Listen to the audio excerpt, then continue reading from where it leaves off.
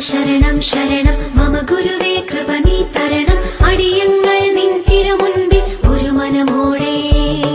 തിരുനാഥ ശരണം ശരണം മമ ഗുരുവേ കൃപ നീ തരണം അടിയങ്ങൾ നിൻ തിരുമുൻപിൽ ഒരു മനമോടെ നല്ല ദൈവമേ നന്ദിയോടെ ഞാൻ തിരുസന്നിധി കൈതൊഴുന്നിതാ നല്ല ദൈവമേ നന്ദിയോടെ ഞാൻ തിരുസന്നിധി കൈതൊഴുന്നിതാ